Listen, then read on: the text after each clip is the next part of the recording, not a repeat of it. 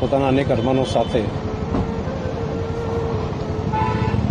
પરિવારને મળવા કે પરિવારથી બહાર જઈ રહ્યા હોય, કોઈએ કલ્પના ન કરી હોય.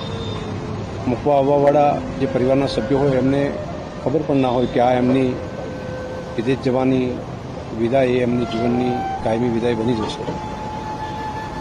તમામ મૃતકના આત્માને પરમાત્મા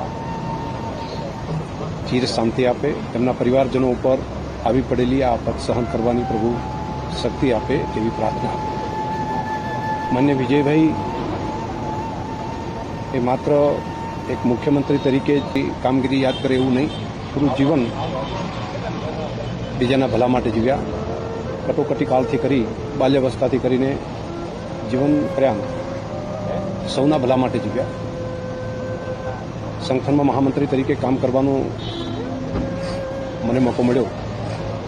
એક નિખાલસ, સ્પષ્ટ વક્તા અને પોતે માથે લઈને કામ કરવાનો એમનો સ્વભાવ.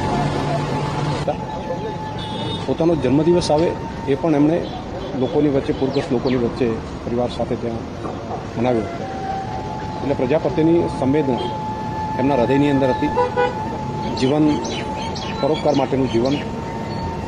આજે માત્ર એક નેતા ગુમાવ્યા છે તેવું નહીં, જાહેર જીવનને ખૂબ મોટી ખોટ પડે તેવું એક માર્ગદર્શક નેતૃત્વ પણ ગુજરાતે ગુમાવ્યું છે. ઈશ્વર માન્ય વિજયભાઈના આત્માને ચીર શાંતિ આપે તેવી પ્રાર્થના પણ કરું છું.